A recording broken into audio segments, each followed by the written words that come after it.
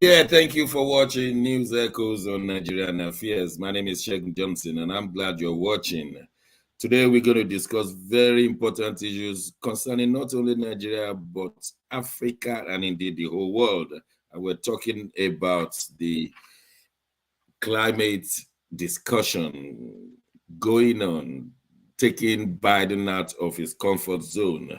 But before we say that, let me introduce my colleague on the other side of the world in Milan.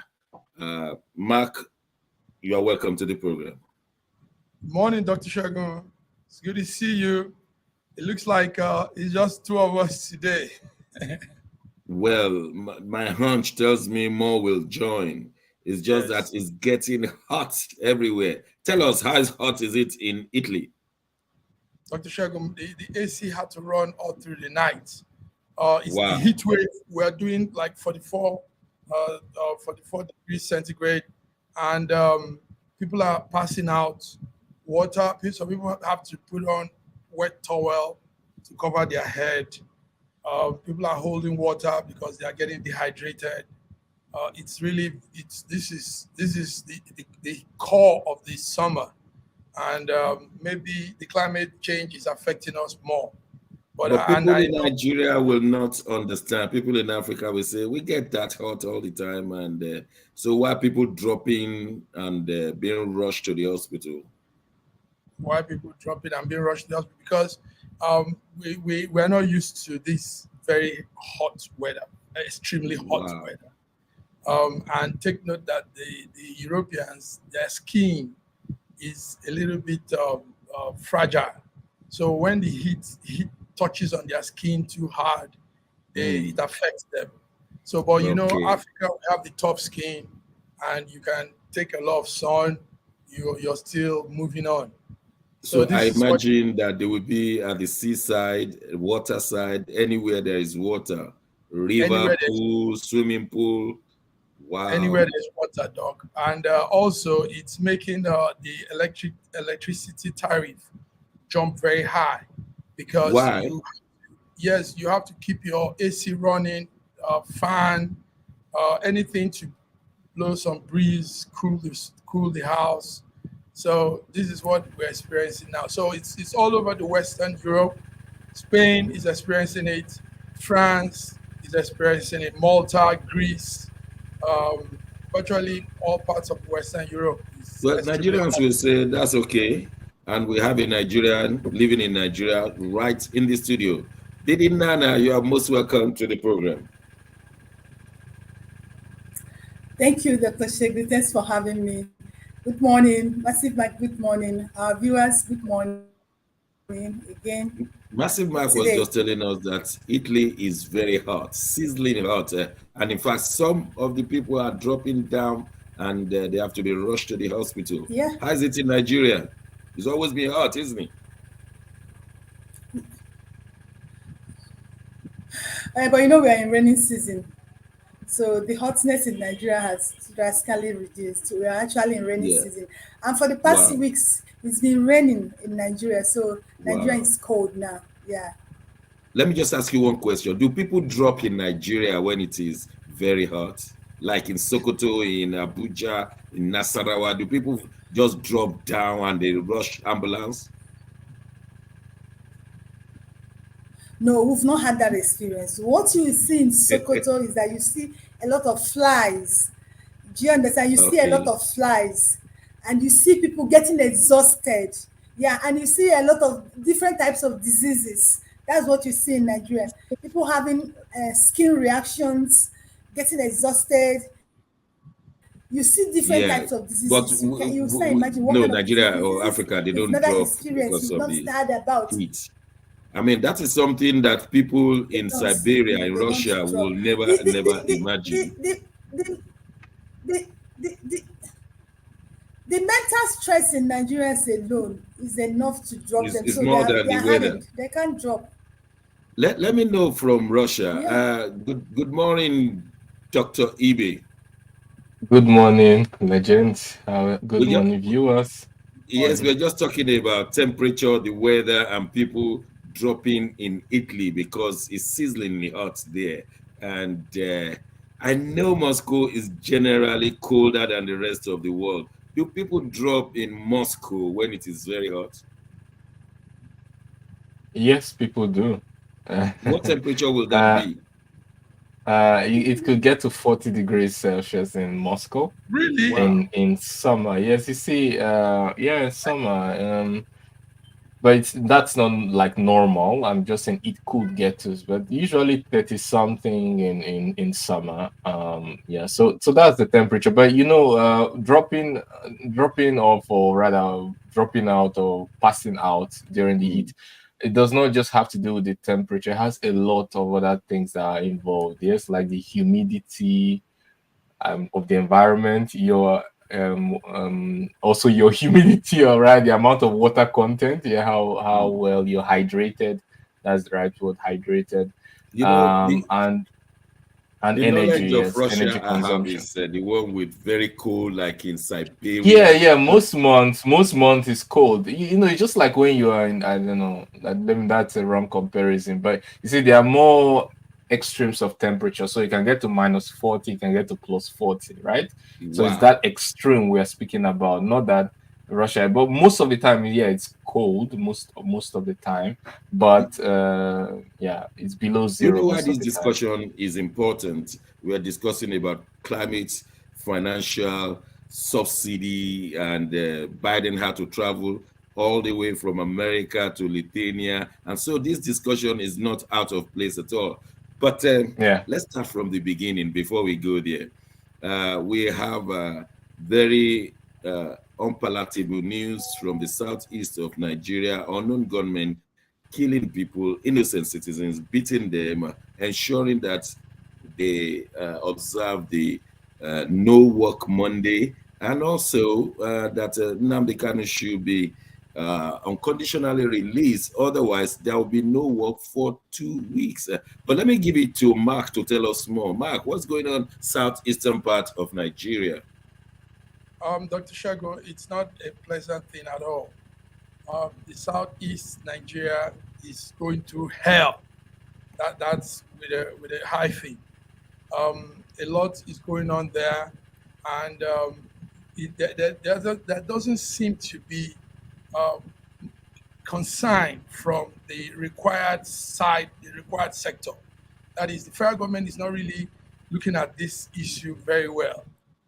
The southeast is boiling. Yesterday, as at this morning, we have clips of people being kidnapped. We have clips of security officials holding up people they call unknown gunmen, and it's been terrible. This has started since it's almost going to a month now, but it heightened up last Monday due to this sit-at-home order that comes from God knows where, and those that violate this order really face they get punished. Now, yesterday on the network, Arise network, precisely, a young man, I think he's a House of Rep from Imo State, Ikenga Ugo Chinyere, has come to say that some people are behind all of this. Some people are behind all of this. He actually called out the governor of Imo State, Hope Uzodinma, and said Hope Uzodinma knows about this whole quagmire happening in southeast in Imo State precisely. So What will be the gain of hope? Do you want us to listen to this man? no, well, we can listen to him. It's a long speech. It's a long talk. Okay. It's just Okay, of but him. what will be the gain of That's Hope Uzodinma? Yes, considering the fact that Hope is trying to rerun, he's trying to come in again for a second term as governor of Imo State. Now he could be doing some things to play to his favor. Um, we know that also an amount of money is given when there are insecurity in a state, so that could also be cash. He could also be cashing in on that side. And we know that also when there is this confusion, some people now, when there is this confusion, and you tell the people, listen, I'm going to help, I'm going to bring peace, I'm going to bring soccer. Now they will tend to believe you and want to use that as a means of voting you back into office. So hope Under is what the party man. did Ikenga, sorry, under what party did Ikenga win that is now in the House of Reps? I think Ikenga is from, if I'm correct, PDP. I hope so. I But don't he think also. so. Anyway, we'll cross-check that and tell our viewers. Let's take But this anyway, he subject. represents the Idiato Federal Constituency. Idiato is a local government in Imo State. Please, let's cross-check and inform our viewers, because he has always been in opposition. Now he's in government. He may not be in the executive government, but he's in government when you are in the legislature. So this is very encouraging. This is very encouraging. He has been articulate over the years. Take note that he also heads an organization called CCUP. And they have been very effective over the years. Yes, sir. So as far as we know, he's the only opposition in Nigeria. But let me ask the woman at the center of the issue. Bidi, I know you live in Lagos, but you will know what's going on in Southeast. Tell us more. How do you feel it? Dr. Shegu, please, I will ask for a little time because I want to give a little background before I say what I want to say. We all will remember that IPOB started agitation of Biafra. That was actually how they started. Now, along the line, Fulani herdsmen start going to Southeast farms, killing the people, raping their mothers and the children and their girls, start raping them. Now, IPOB, they now inaugurated Eastern Network that went inside the bush. And now, when they were doing those things, you know, it is a known fact in Nigeria. As a police officer, you don't arrest any Fulani herdsman in Nigeria. Even if you bring them to station, they will release them. It is a known fact. We are not hiding it. Nigerian police don't arrest Fulani herdsmen, no matter the gravity of what they did. You don't arrest them. So it becomes an issue. And the Southeast, they were shouting, they were crying, they were protesting. Government did not listen to them. Now, when IPOB now created the Eastern Network to go to the bush and secure their environment, the Nigerian police now started shooting at them. Now, it was that period that Hope Uzodinma, who came third in election, was made the governor of Imo State. That was the period Gulag, you remember the Gulag, was killed in Imo State. And they tried to rope up IPOB that it was the people them. Then the Northerners youth even told you that it has nothing to do with IPOB, but they now wanted to rub them in. So I'm trying to give you a little background of what has been happening. Now, why all these things were happening, like Ikenga said, majority of what has been, if you look at the killings in Imo State, you notice that it's more of the opposition. Yes. So Ikenga is saying that the Governor Hope Uzodinma has hand in what is happening in Imo State. He's saying the truth and everybody knows it. Now, I was asking them that what kind of peace will Governor Hope Uzodinma broker for Igbos? Me, I don't see any peace. Whatever Hope Uzodinma is doing, it was his interest of re-election. That's exactly what he's doing. Now, comes to what is happening to the Southeast. Now, everybody is pointing at Simeon Ekpo. Now, Dr. Shegu, I want to ask you a question. You are the man of the house. As a father, as a man in the house, when your children start misbehaving and you just stand up as a father, what will be of you? That's exactly what is happening in Southeast. If you don't speak as a father, if you don't take your position as a father, your wife will take in your place and act. That's exactly what is happening in the Southeast. The Ohaneses, the elites, the governors, the celebrities of Igbo land folded their hands. They did not take their position. They did not live up to what they're supposed to live. That is why they are not shameful to be calling Simeon Ekpo of what is happening in the Southeast, because they left a vacuum. And what is that vacuum? there is no trust between them and the people. The people in the Southeast don't trust their governors. They don't trust the Ohaneses. They don't trust their elders. They don't trust their politicians. Because of what? Because they don't represent their interests. And that is why Simeon Ekpo can be in Finland and make order and is working in the Southeast. Now, another question I want to ask the Igbos and their celebrities and their governors. I'm directing this to Ifeanyi Uba and formerly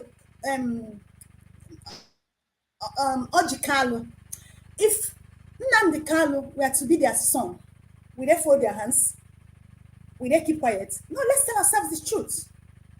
Nnamdi Kalu got to where he was because he was speaking for the Igbos, even if he's speaking it wrongly. Why didn't the elites, the technocrats, come out and speak it rightly? Now, we should also remember that Nnamdi Kanu is where he is today because Igbo aided it. Yes, the Igbos aided. When Nnamdi Kanu was agitating, they said Nnamdi Kanu is their problem. Is the reason they are not getting a position in the government, all this. They gave him up. Igbos were instrumental to arresting of Nnamdi Kanu. We all know it. Okay. The same thing they are doing to Simeon Ekpo now. When they cannot stand up and live up to the position they occupy as in Igbo land, what do you expect? Now, what do you expect? This is a big food for thought. Let me go to Moscow and ask Dr. Ibe. Dr. Ibe, you've listened to our sister. What is the problem and who is gaining out of it? And maybe we can proffer solutions, Dr. Ibe. The truth is that the only people that could be gaining are people who want the downfall of the Southeast. Because both the person issuing the order that is issuing it out of impunity and ignorance, encouraging violence in the Southeast, both the people perpetrating the violence themselves and the people suffering from the violence, nobody is gaining anything except the people who are far away and want the Southeast to collapse. Those are the only people that can possibly gain from this. There's absolutely no gain. There's no how you can shut your economy. We're already in extreme poverty. 40% is unemployed. 40% is in extreme poverty. And you want the whole region to go more into poverty.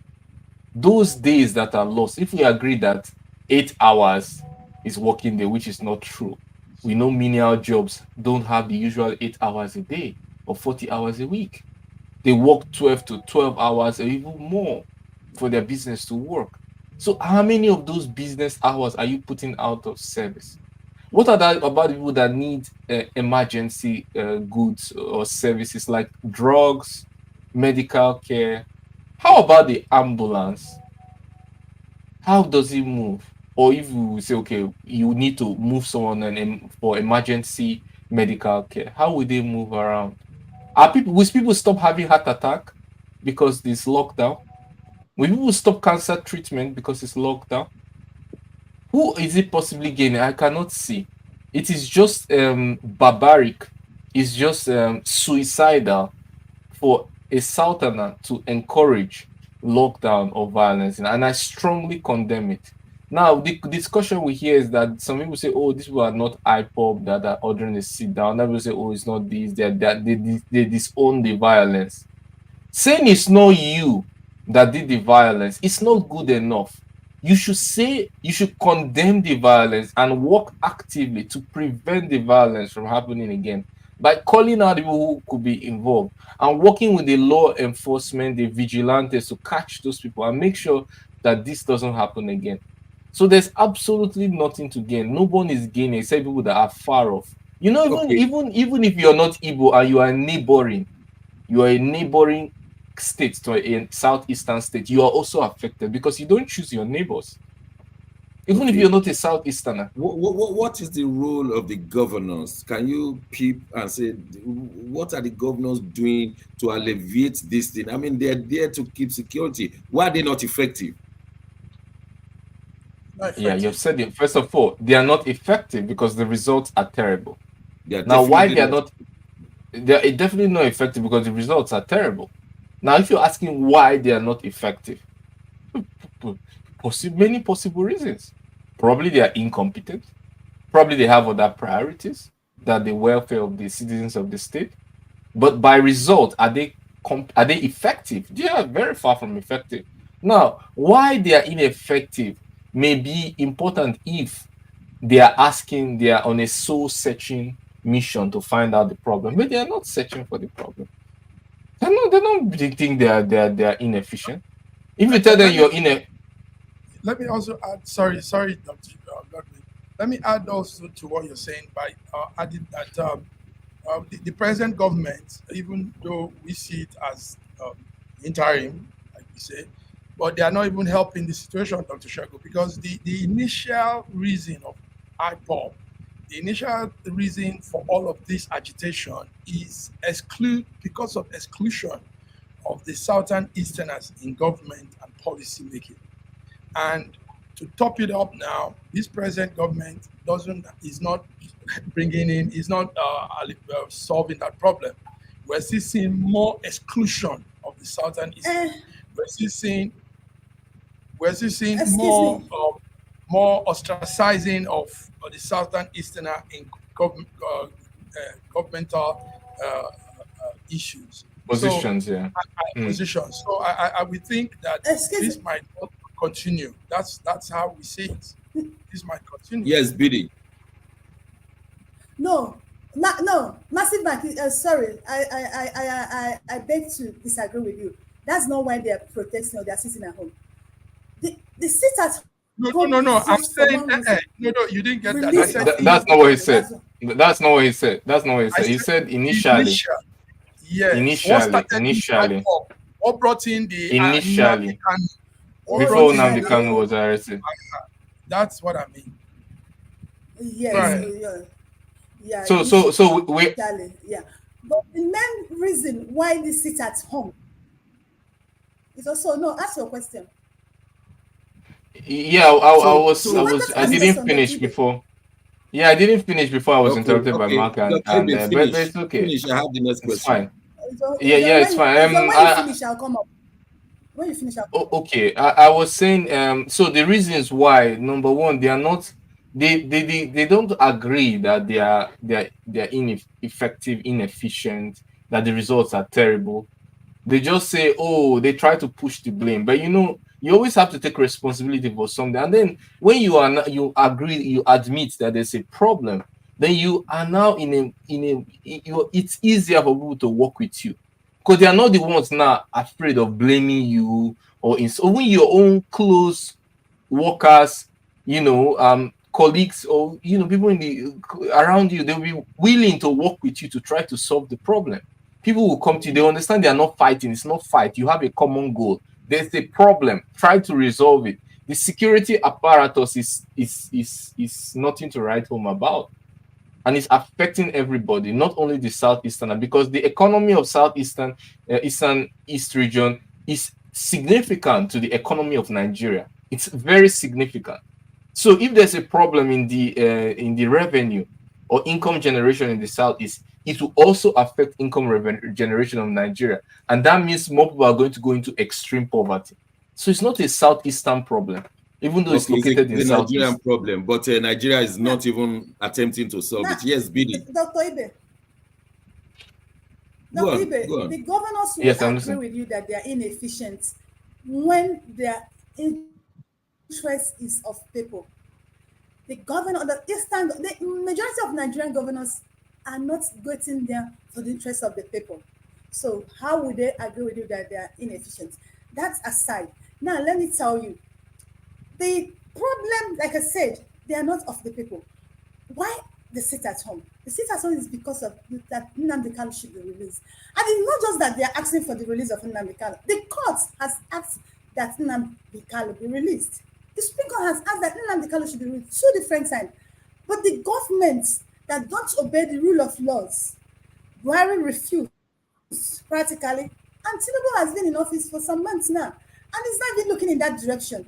Now the thing is this: the people that are not supposed to be releasing in Nigeria are being released. Then Nnamdi Kanu, they refuse to release them, And to the Southeastern, they can't come to Lagos and protest.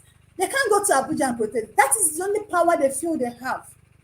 And how do they intend to do it? They intend to get every Igbo person that is in the Southeast to be among this statement making. And that is just it. And even but how does it help their business? They are losing every Monday. How does it help their business? Nobody likes the sit at home. Even me, I don't like it. Nobody will tell you they like it. But the truth is still be said that these people wants to make a statement, and there must be a way to make that statement. And that's the only way they know. Now, if you and I, if we are Igbos and we feel we don't like it, we should get up and educate our people. But how can we educate our people when an average Igbo person don't want to talk about IPOB? They don't want to talk about Biafra. It's a dreaded ground. Nobody should talk about it. And now, even if Nigerians and Hausa person don't want to talk about it, it's okay. Yoruba don't want that. What about you, the Igbo person? Oh, don't say that. It's a forbidden topic. You don't talk about it. But it is you. You're telling me that you are forbidden to be talked about. So that's the truth. Me, I don't like the sit at home. But in as much as I don't like it, these people need to make a statement. And that's the only strength they have. Let's look at the national government. Massive Mark, why is the federal government not paying attention to this? Does it mean that the president since the end of Obasanjo has not been ruling over the complete Nigeria? I mean, no, there's no way Tinubu will tell me he's the president of Southeast as we speak, because he can't even go there. His voice is not heard there. Hardly does he appoint people from there to SA, SSA, and all of those positions. Now, but Jonathan couldn't preside over the whole of Nigeria. He went to Bauchi and he was stoned as a sitting president. His car was stoned. He couldn't get to Borno. 10 local governments in Borno were taken away by ISWAB. The same thing throughout Buhari. Buhari was not ruling the whole of Nigeria, Kebbi and all of that, including Southeast. So what is the federal government doing about this? Or we just pretend they are not there? They are pretending they are not there, Dr. Shegun. Take note that the real core of this Southeast situation is Imo State. And the man there for Imo State, the governor there, is more like a federal placement. He didn't win the election from nowhere.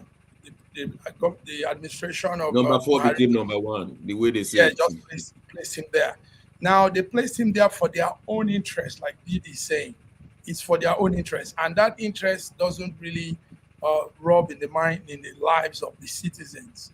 So all of this killing and all this doesn't concern them. In fact, like the young man, Ikenga, was trying to tell us, he's fueling this. He's even adding to this, because somehow it plays to his favor. So we are seeing a fragmented Nigeria, and the fragment is peeling out in the Southeast. And if it continues like this, Dr. Shegun, I think something very strange might happen from the Southeast. Okay.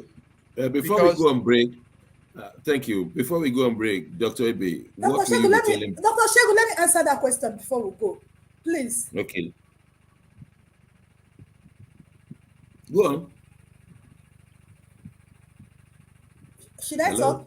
I should talk. Yes. Go on. So now you asked what is federal government doing. You asked what is federal government doing. Remember, when the militants were ranting at Niger Delta, the government called them. They negotiated. They spoke. The Boko Haram, they did not only spoke with them. They gave them scholarship. They placed them on payments.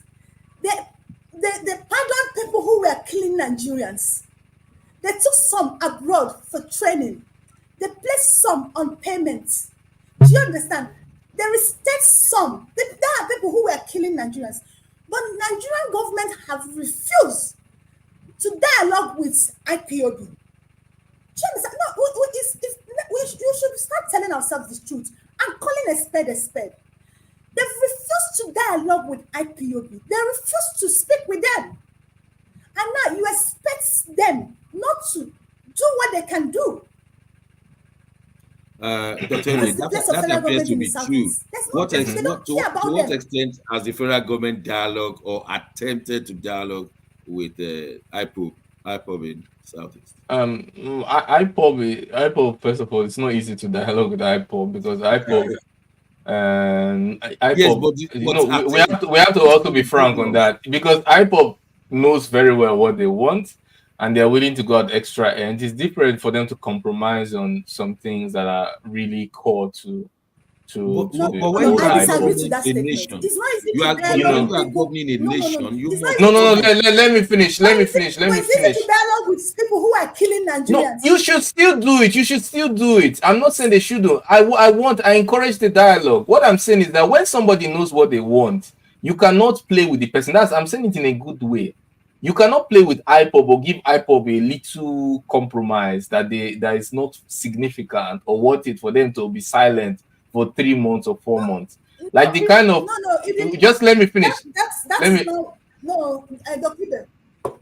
not. Will you let me finish, please? It's not easy to okay, let him finish.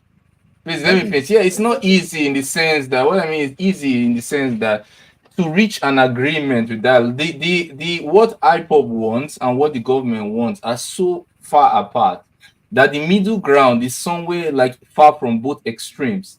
Like, but that's what we call conflict resolution. Yeah. Conflict resolution. You have to do it, and you should do it. It's very necessary. And I encourage are disappearing. Yeah, and the governors are failing woefully in that dialogue. That's exactly what I'm saying. But what I'm saying is that you initiate the dialogue. It's not going to be an easy process, but you have to give it time. You have to make some compromise. It's not going to be an easy. If in any other dialogue that we have with other parts, it will not be close as easy as that, obviously.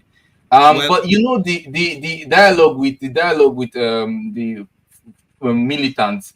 That was basically not a dialogue. That was just they were on the same position. That was a compromise. Anyway, on the same position. We have to go on a short break. We thank you for all these elucidations on all of these, but we are just asking the federal government not to bury his head under the sand like the proverbial ostrich. You bury your head under the sand, it will not make the problem go away. There comes a time you will say, let us solve this problem. On that note, we go on a short break. When we return, the liters of oil in Nigeria still finding their way to neighboring countries. Don't go away.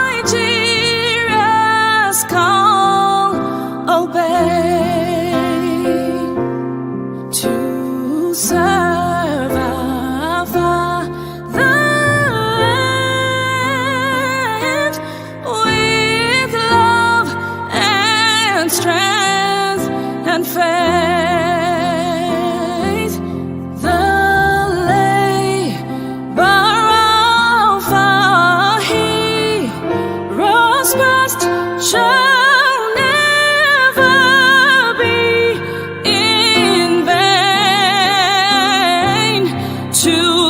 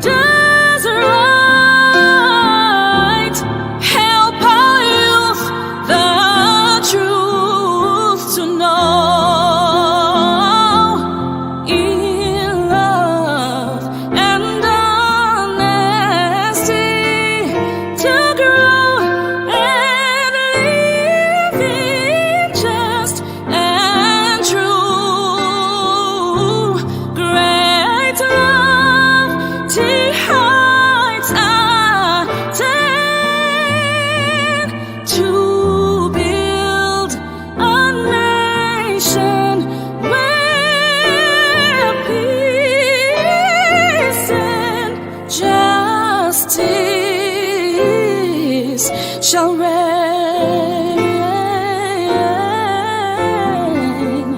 Ooh, shall reign.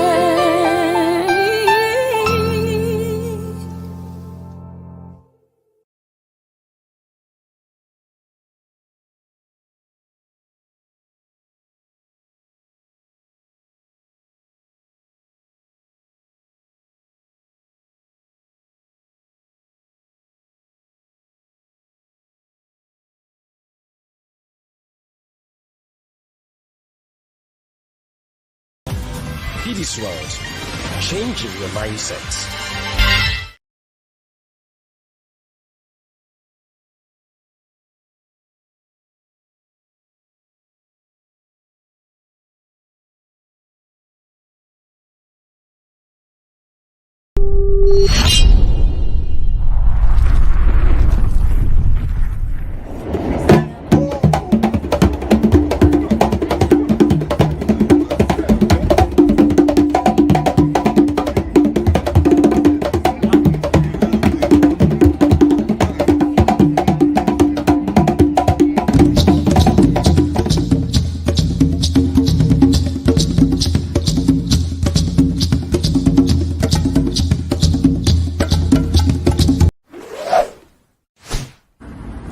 A year ago, I wrote a book titled The Final Solution, and I was trying to say to the rest of the world that there are challenges ahead.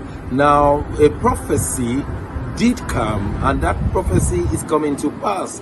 But I'm telling you, the final solution has been found many years ago in the Bible, because the Bible simply says righteousness exalts a nation and sin is a reproach to the people. So I want you to know that you can get solutions to problems in Ukraine, in Russia, in Nigeria, indeed all parts of the world.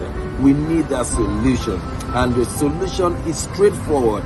Please get a copy of my book. It's the Final Solution by Bishop Shegun Johnson, and you can find it in Kindle, in Amazon. Just type Bishop Shegun Johnson, The Final Solution. It's very, very small book you can read within 2 hours, but it contains the final solution. Do get a copy. Not getting it is doing disservice to humanity. Don't forget The Final Solution.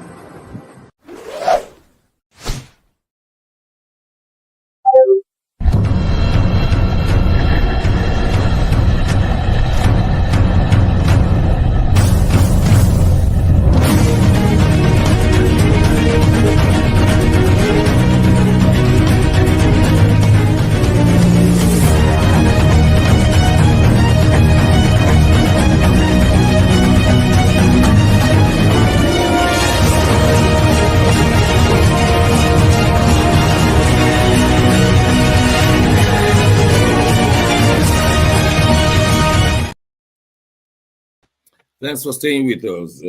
We continue on these issues, how to get Nigeria to the best level of governance. That's what we do, and we hope one day we'll get there. Information reaching us says that the amount of litters going to the neighboring countries of Cameroon, Republic of Benin, and Togo from Nigeria has not gone down. It's just been constant. One expected that after the subsidy removal, they will not be able to pay for it, but they're paying. And those who are smuggling are still smuggling. We have this information that the NNPC impounded 800,000 liter capacity vessel en route Cameroon. It appears this will never stop. What? I don't know what's going on, but let me ask my colleagues here. Bidi, it seems as if Nigeria is still supplying these people with their oil, not through the normal channel.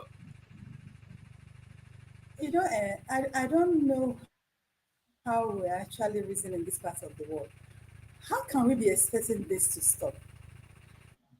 The same people are still in power. It's the same government. It's the same process. Do you understand?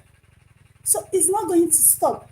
And there's even a different twist to this. Now, you remember when Asari went to visit Tinubu in Arsorok, he made some requests. And he said that, so he said he wanted Tombolo's job, that's protecting the rigs to watch over this oil theft. He made it. And in this allegation, they've erupted uh, Tombolo in. Remember, it was a Buhari regime that appointed Tombolo. Now, the stealing of oil is still ongoing, not just even in the low frequency, it's going on well. Now, when I'm looking at this, there's a tactics to remove Tombolo and give this job to Asari. That's what me I'm saying. But as for the stealing of the oil is still ongoing and ongoing very well. Removing subsidy will not stop it, because let me tell you, there's never been anything like subsidy in Nigeria oil. There's never been anything like that. So, Okay. but what I'm looking at that they are trying to remove this from Tombolo and give it to Asari. Well, we'll see how that one pan out. Dr. Ibe, when do we start governing Nigeria? We saw how oil was used in Dubai, in Saudi Arabia, and someone once joked that the way we are using our oil is like granite oil. And the same oil that people have prospered with is what we are struggling with. Why? Yes, obviously, first of all, we do not have all the indigenous know-how, technical know-how to produce.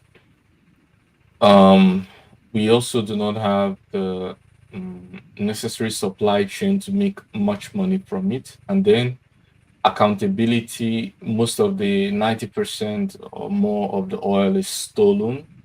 And then with this burdensome nature of the subsidy on the economy. And then last but not the least, we are not making advanced products and selling only the crude instead of refining at home or making advanced oil products. So these are all chains on the economy. You cannot, keep on doing the same thing and expecting a different result. We are not doing all that is required for us to actually generate production, increase all the factors of production that makes it profitable for the economy, reduce the debt load, increase profitability, and bring people out of extreme poverty. So with all this load, obviously, you're going to get this kind of result. But I still believe. All the crude oil stolen, if we can harness them, I'm telling you, we will not be borrowing at all. We will pay off all our debts. Is not somebody thinking that way? Am I the only one thinking that way? Of course not. You're not thinking that way. But you should understand that even this oil well, I was with some friends the other day, and they were joking that naming some ex-presidents of countries that already that have oil wells in Nigeria. And I was like, well, so even foreigners have oil wells in Nigeria. I don't want to call names because the aim is not to blackmail anybody. But what I'm saying is that even the vested interests go beyond the borders of Nigeria, where there's no patriotism. The personal interest is much more important than the patriotism. On not understanding that the development of the country will affect everyone, including your family, relatives, and all the people who beg you for money, who beg you for urgent 2K or urgent 5K. The economy is working, you will see less of this urgent 2K and urgent 5K. So it's being penny wise, pound foolish. Yeah. So BD, tell us. I've never had that one before. So there is an urgent 2K and urgent 5K. What's the difference between an urgent 5K and are you a slow getting 5K? the vibe of? So that's why I'm laughing. So, Dr. Ibe, you too, you get the vibe of urgent 2K and 5K. Are you the only one that received? You feel it too. Are you the only? You think I had Aki complaining? I had Aki complaining. I was like, do we all start revealing our messages, our private DMs? Yeah. I am telling you, I've never had. It is killing. That urgent 2K, urgent 5K is killing. And in fact, Yeah, like 10 or 20 people can call you, they pay. Do you understand? And the way they you can't even say no. They will come in, they will, I don't die, you hunger, or I don't hospital, you know that I need urgent. You know, it's a common thing in Yeah, Nigeria. but but Having it's not said that, when they say Dr. two Eden talks about thousand. It's not a patriotic. lot of money, Nigerians is it? are I not thought it's. patriotic. I thought people would say 20,000, 10,000, but 2K, urgent 2K. It It's the means a template. lot to them that time. Yes. It's the template. It's the It's template. the template. Like, No, yeah, that's what it's called because it started with that. But of yeah, course, there are people that say urgent. But when the apparent talking about 35K, it will not be urgent anymore. 20K, 50K. You know, they won't add urgent before it. All right, all right. Dr. I can't Shegu, say nothing let much. me surprise you, Dr. Shegu. Yeah, Dr. Shegu, let me surprise you. You're talking go ahead. about the oil theft and like Dr. Ibe said, there's no patriotic in our governance, in our politicians, in our elites. We don't have this patriotic spirits among us, and that is the problem. Do you know that the Dangote refinery that was launched and that we're making news all around the world they've not even done 40% of that refinery. That refinery will still take like 3 to 2 years to be finished. Maybe next time I'll send you the video of that refinery. The people working there. No way. I'm telling you, No, but that's true, Dr. Shegu. That's the kind of thing you get from Nigeria. I'm telling you, the job is the work has not gone up to 40%. Yes. I'll send you the video. Yeah, that was what that should be a very serious topic for us to talk about here. Yes, one of the young men working as a construction worker in the refinery did a video and revealed that, and he said Nigeria is a scam. He was screaming in the video. Now, let's go back again to what you're saying about the oil thing. It's a very serious thing. Now, the interesting thing about this oil theft that we saw on Monday, about 800 liters of our oil being stolen and routed to Cameroon. The interesting thing about it is they are using a terrorist gang to stop that operation. You know, the Tambolo thing is still that's not a government security organization. It is still they are all part of the gang. So we are using it is more like a thief catching a thief. You know, that's all we're doing. But yes, I want to just add something quick to what you're saying about that. Like, you know, it reminds me of these private military contractors, which countries use: US, Russia, Blackwaters, whatnot. But the thing that connects all of them is patriotism to whoever, has them. Patriotism. You understand? That loyalty breaks, like we are seeing with Wagner. I understand, but you can see the result. You can see the result on the 29th. On the 29th. There was a meeting between President Putin and Wagner, but I don't want to get into that because that's not the end. But the point is that the bedrock. Yeah, that's on Friday. But the irrespective of that, the fundamental thing, there might be disagreement. Even two brothers can fight, but the uniting thing, the base thing, is that they have some kind of patriotism. There's a common national strategic interest that allows them to get the funding, which is absent in Nigeria. Absent. And that is with the government in power. So for now, Tombolo is our Blackwaters, is our Wagner on the high sea.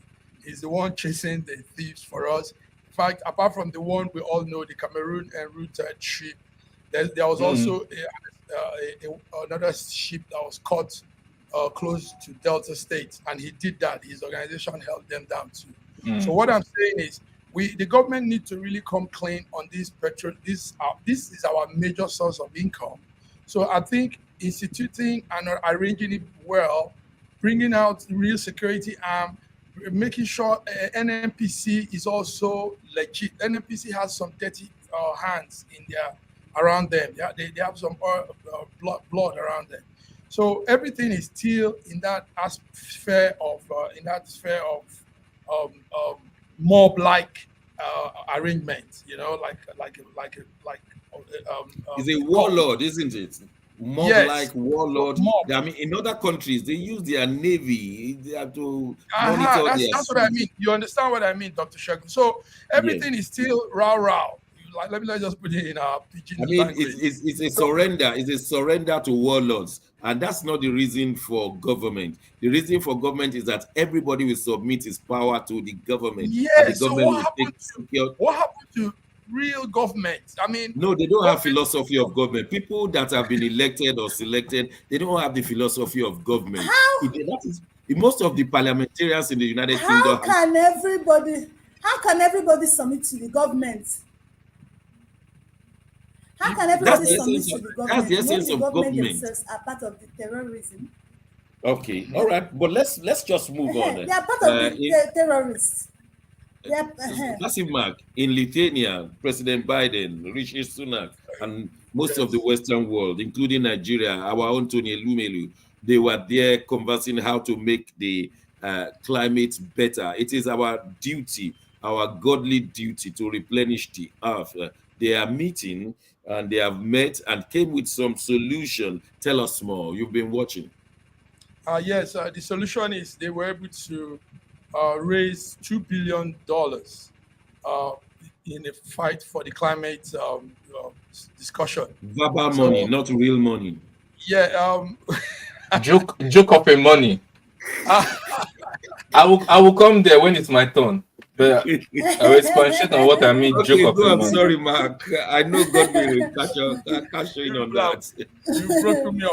Anyway, we had why we're discussing this today, Wednesday, the African Global Day, is because right there in that meeting was Tony Elumelu. Tony Elumelu is a Nigerian from South. He's the chairman of an organization called Hares Holding, and his organization is really into climate finance mobilization. And he as Tony Elumelu, is also a champion for advocating for young people inclusion in entrepreneurial things. And he's working a lot. He's doing a lot, creating sustainable arrangements for Africa. So he was able to speak with the King Charles. There was John Kerry, former United States presidential candidate, who is now like a presidential envoy on climate, and also was president of America, Joe Biden. So Tony Elumelu is passionate on a lot of things that concerns Africa. He says, he said, Africa needs a just, fair, equal, realistic energy strategy to address inequity, the existence between Africa and the rest of the world. And he also said that the renewable and this discussion on climate change, that Africa has a provision to mix both traditional and renewable together. So Tony Elumelu was there. He spoke for us. He represented us. And even though, to an extent, this whole climate discussion, like you just said, is more of talk, raising money and all that, we're not seeing too much happening. Doctor, thank you, Massive Mark. Wonderful presentation. Dr. Ebe, you think we should continue all these? These are all sweet nothings. Like when a guy is trying to track a babe, you just talk, sort of sweet nothings.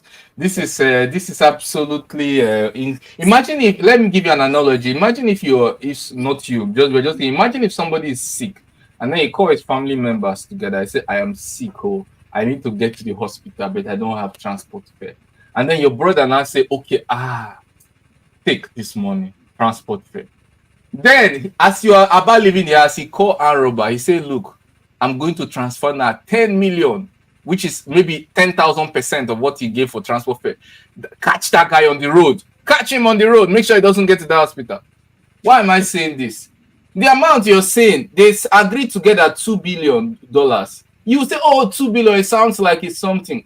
How much has the US sent to Ukraine in just 2 years? 100 billion. That is less than 20%. What is saying in just a 2-year period?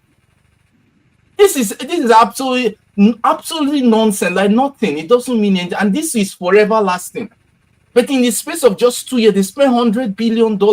on weapons, on polluting the environment, and not the weapons on not spending the money on maybe something else. It's exactly against what this 2 billion is for.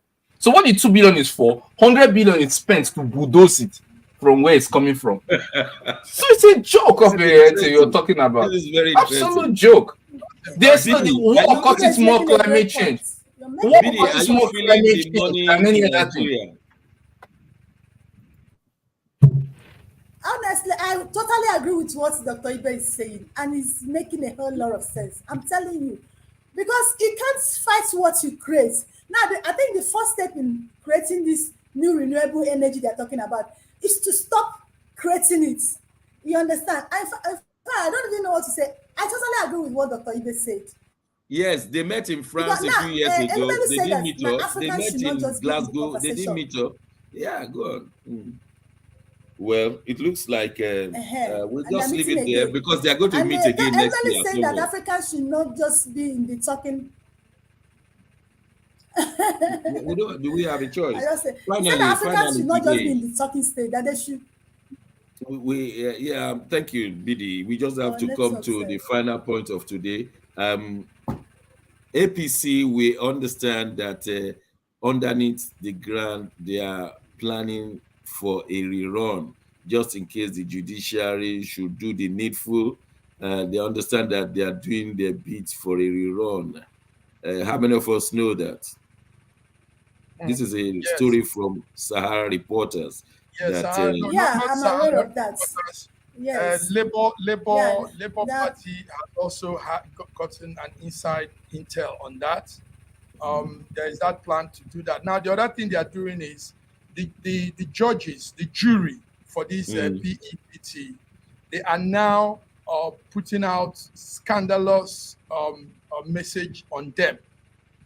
So they somehow, APC hackers were able to hack into these juries' phones, and they were able to, they got some not too good stories, not too good content from their phones on each one of them.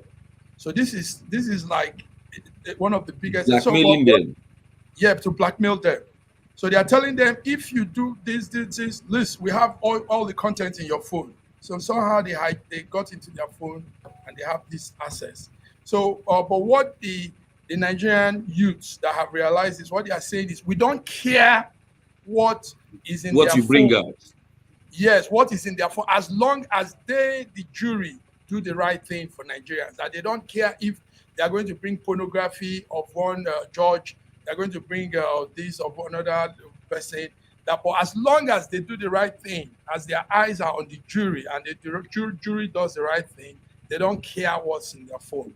So this is what Nigeria uses. Is on that note, we just say what we were told that Femi Falana said, that President Tinubu, for whatever it's worth, should lead anti-corruption crusade. In one word, and I mean it, one word. Dr. Ibe, you think that can happen? Yes or no? Well, good things can come out of Bethlehem. Everything is possible. He needs to make up his mind to do that. I'm sure it's possible. You think that is possible? No, I don't know, because Nigerians were even expecting him to say something on this Mmesoma case. Until now, he has not said anything. So I don't know. We're just watching. All of you spend more than one word, but that's how far we can go today. Thank you very much, BD and Ibe and Mark. Until next Friday, when we bring you the latest on Africa and the rest of the world. God bless you all.